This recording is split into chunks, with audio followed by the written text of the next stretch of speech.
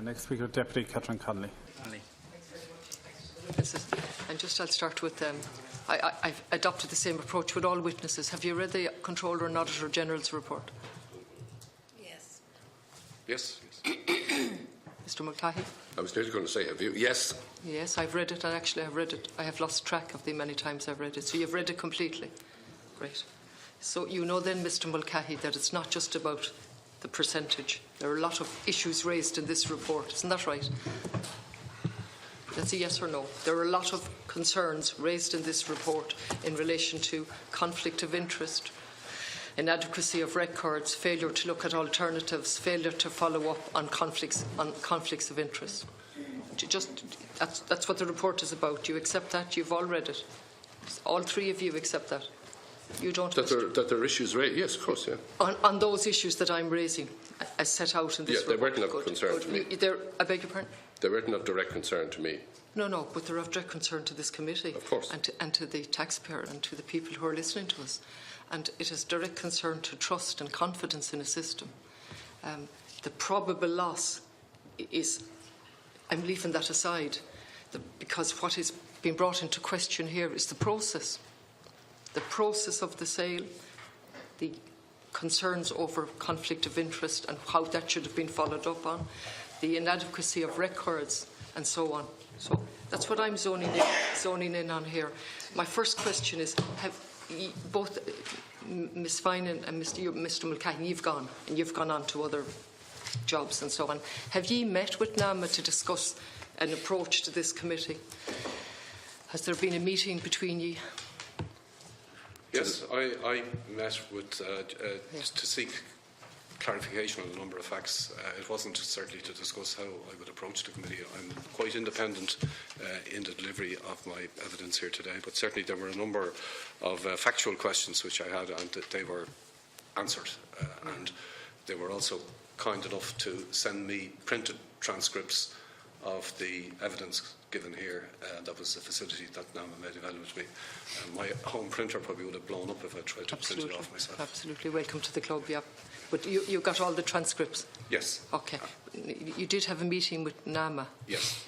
You're still on the board of NAMA? No, I'm retired. Sorry, beg your pardon. 2 years now. So you've gone back and met with NAMA?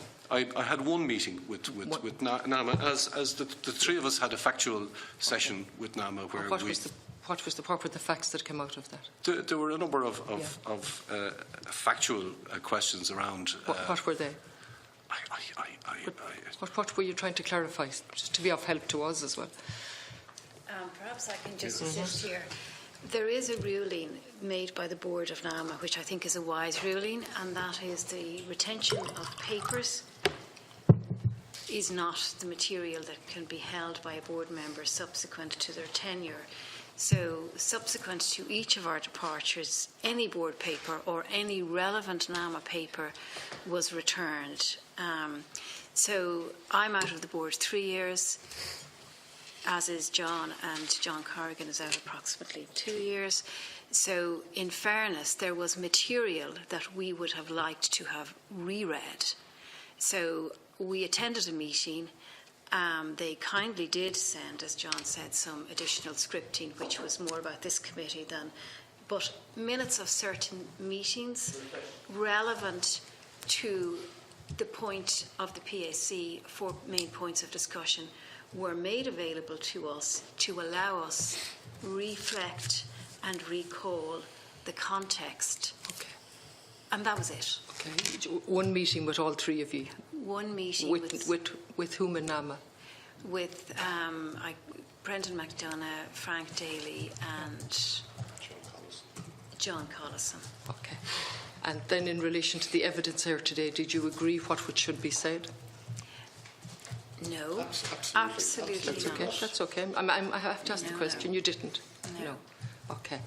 And did you go through this report then and look at conflict of interest and the sale process and we records? didn't do a turn page of that report at the meeting. Did we go through it individually? I could say I absolutely went through the report, but not at the meeting. Okay. So, Ms Finan, you went in December 13, and prior to that, Mr Cushnan had retired in November 13. Yeah, that's okay. The last meeting was October. Yeah, 13th. I'm telling you, he retired in November, is from what I know, but nothing hangs on that other than what was brought to your attention. You were on both the board and the committee. What was brought to your attention in terms of his reasons for resigning? His reasons, which wasn't verbalised directly from him to the committee members, as far as we were led to believe. What was brought to your attention for his reason for resigning? The answer to the question was his reasons, which were brought to the attention directly to the chairman, and from the chairman to the committee members was personal, and that was as much as he disclosed. And did you discuss anything else about it? Was conflict of interest brought to your attention at that point? Well, to repeat some of what I personally said here earlier, there were 4 disclosures during his term. No, just listen to me. After he retired and resigned, did you discuss conflict of interest with him? I am answering your question directly. There were 4 disclosures during his term of office as a member of the Northern Ireland Advisory Committee. None of them were material interests discussed during the course of any of the Northern Ireland meeting, and therefore it was not apparent to the members of the Northern Ireland Committee at the point of his resignation, and therefore not apparent to the board members that there was any glaring conflict. Please, I have only a certain amount of time, and please let me ask the question, and I'd love a straight answer. I'm very factual. Yes. When he resigned, did you then have a discussion at the committee or the board level about the reasons for his resignation? We discussed the reasons as presented to the chairman, and they were personal. There was no commercial other reason what presented personal? to us. Sorry, now, obviously the chairman said personal reasons. There'd be no discussion then, would there? There was a discussion as to the context in the statement of resignation, which was personal. There was no reason to believe at that point that there was, other than the disclosures, the 4 that I already referred to, that there was any risk from a conflict standpoint, bearing in mind that the Northern Ireland Committee never discussed. I don't understand you. Sorry, now, I do not understand your reply. The reason given was for personal reasons. That's right. Okay. If I resigned from this committee for personal reasons, there'd be no discussion. Personal reasons, medical, some other personal reason. That's right. Okay. In relation to Mr. Cushnahan, was there a discussion about a conflict of interest after he resigned? There was a discussion as to the scope of his resignation, which he made a statement was for personal reasons. Was there any other knowledge discussed, or were we made aware of any other possibility? No, we were not aware of any other conflict that existed at that time. I'm answering you very directly. Okay. There was no further discussion, no further knowledge, no further awareness other than the 4 disclosures made during his term of office. And in his private role, he represented, I think, 6 or 7 debtors in Northern Ireland, 50% of whom constituted the portfolio, the Eagle portfolio. Isn't that right? Actually, that appears in hindsight to be correct. Yes, I was aware of the 4 disclosures, but not necessarily of the 50% ratio, which has since been reported. Just stay with me on that now. How would one not know that on an AMA board and on the Northern Ireland Advisory Committee? At the Northern Ireland Advisory Committee, we never discussed borrowers, size or name. His declarations of conflict of interest, or his declarations of interest, would have been clear, wouldn't there? They would have been clear, as you probably have seen from the minutes. What was not ever discussed was a borrower by name or by size. No. Were you aware that Mr. Cushnahan represented 6 or 7 debtors, 50% of which which amounted to 50% of the Project Eagle debt? I'm aware of the 4 disclosures that were made. No, listen to my question, please. Were you aware that it represented 50% of the Project Eagle debt? I wasn't aware of anything other than that which was disclosed during 4 disclosures where there was no quantum discussed, composite or individual. Okay. Mr. Corrigan, you were on after the other 2 witnesses left the committee, and you were on right into 14, isn't that correct? Or when did you? Yes, Yeah. through to the 4th of January Okay. 2015. Okay. You've read the Controller and Auditor General's report. Yes. He's made the point that there should have been further follow-up in relation to the conflict of interest issue that arose. Yeah. You're aware of that? Yes, I've read that Okay. in the report. Do you yes. agree with them on that? Well, knowing what I know now, yes, but at the time, at the time of the conversations with PIMCO in February, I think. March 14th. March, sorry. Yeah. Mr. Cushnahan had gone off the Northern Ireland Committee, and the PIMCO deal didn't proceed. So, as far as we were concerned, that was the end of it. That's what all of the NAMA. Well, that's the truth. I'm simply only trying it's to up to the elicit. committee to decide whether that was Absolutely. ill-judged or whatever, but I'm answering the question directly. I appreciate that, and I'm not attacking you in any way. But you didn't pursue it at the time. The Controller and Auditor General's report is saying it should have been done. It should have been followed up at that point. You don't think so? We had no reason to follow it up. As I said, Mr. Cushnahan was gone off the Northern Ireland Committee, and that's okay. the PIMCO transaction didn't proceed. I certainly had no knowledge of the extent of Mr. Cushnahan's involvement with Northern Ireland debtors as represented by you.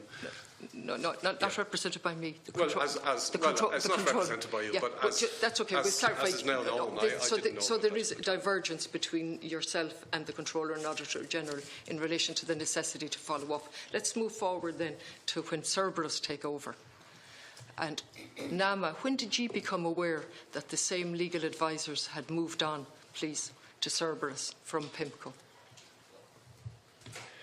I can't remember. I mean, this was. I read the evidence, and whatever the executive said in relation to its discovery, I presume I would have been made aware of it. I've no distinct. Well, it is important, and I'm not trying to catch you again. If you don't know, that's fine, and I'll move on. But it is key. It's one of the key, because the NAMA CEO and the chair have been here, and subject to correction and subject to checking the thing, they have said they only became aware of the legal advisors at a certain date. You can't add to that or take from it. You don't know. No. Okay. Let me just put a question to you now. If they're the same legal advisors, they'd advised PIMCO. PIMCO would draw on the 12th of November. Within a matter of, well, let's not exaggerate days, a matter of 2 weeks, I think, they were now advising Cerberus. Do you think would that raise concerns on an AMA board? Or should it have? Or? Well, the advisors to Cerberus were Linklaters and Good Buddies. Mm-hmm. I wasn't aware of the involvement of the firms you've mentioned. And in fact, and in fact, their involvement back, as I said earlier, in the PIMCO transaction wasn't a particular source of concern. It was Mr. Cushnahan's involvement and the reputation. I've moved on. Sorry, I understand that. I've moved on to Cerberus now, and within 10 or 12 days, the same legal advisors have moved on to a new company who buy. You can't add to that. No. You don't know. Okay. Just Mr. Mulcahy, in relation to your very superb offer and wonderful opportunity, you were surprised that somebody came forward with the offer that they did, you said. Is that correct? Yes. Okay. And so you would have sold for a lesser sum, is that correct? Given everything that you've outlined and the worries, and you would have sold. I would have been interested at a lesser sum. Lesser sum. That's very honest and very straight of you. And you weren't involved in the sale process whatsoever? No. Okay. And when you read the Controller and Auditor General, his report, and you looked at the various elements in relation to the sales process, would that have given you a cause for concern if you were there at the time? No. It wouldn't. So you disagree with him on the concerns raised in relation to the limited time, the limited information? I do. The matter, you do, on all of those issues? I think he got that module wrong. You do. A lot of the other stuff that he raises, I think is valid enough. Very good. What's valid in relation to what he raised? Well, the usual stuff about having better documentation and more reporting lines that he could trace and so on. I think you'd always take those as criticisms. I think the essential point is that that I just speak for myself. Yeah. The essential point that I disagree with is that he makes a commercial judgment in the middle. Having said that he wasn't, by the way. Yeah. Where does he make the commercial judgment? Because if you boil it down and read all the transcript, what he basically says is, instead of selling for 1.3 billion, there was another option of working out the portfolio and achieving a better result. And that's the 190 million. You're totally wrong, Mr Mulcahy, and I suggest you go back and reread it. He has made no commercial decision. He's made no judgment. No. I think you should go back and read it. That's why I said it, because what he actually says is... Mr Mulcahy, just... He makes no comment, first of all, on the decision by NAMA to sell. He makes no comment on the commercial judgment. He looks at the records and he raises issues. And what he says that he is not reassured in relation to the 10% that you say that NAMA used. He's not reassured by your explanations. He was, sorry now, the throwing of the hands is not helpful, because this is the report that we're dealing with. We're not dealing with allegations. We're dealing with a report that raises serious concerns. You are coming in here and you're telling us it was superb, wonderful, and you would have sold for less, actually. And I asked you at the beginning, did you read it? And so, if you go back and read it, you'll see that he makes no decisions. He raises concerns repeatedly and draws conclusions from the records or the absence of records. And particularly that there was no outlining of an alternative strategy, no grounding for a change of strategy in mid-term, and many other reasons. So that's why I asked, did you meet NAMA in the beginning? That's why I asked, did you come up with you said you didn't. Because that's what I would like from witnesses here, to go through this and say we agree or we disagree on each one. So thank you very much. Sorry, could I answer that? Because I think you've misrepresented what I've said. Well, I apologise and I'll give you a chance. Yes, because the controller actually says he makes no strategic or commercial, makes no comment on that, yes. But he makes an economic judgment. And I fail to see what's the difference. I think what the CNAG has actually said is he is making a commercial judgment, but he's just saying that he's not. And that's what I disagree with. If he had not used the words a probable loss, I would have no problem with his report. If he said a possible loss... Sorry, no, just here, I'll finish on that. I don't accept that at all, Mr Mulcahy. Well, that's fine. Just let me... I'm not here to take sides. I'm here to listen to witnesses. And you're coming back saying something that's not true from what I can see, when I say not true, in relation to your interpretation of this report. Okay? And I'm sure the Controller and Auditor will be coming back in as he's done before. Yeah, moving on now to the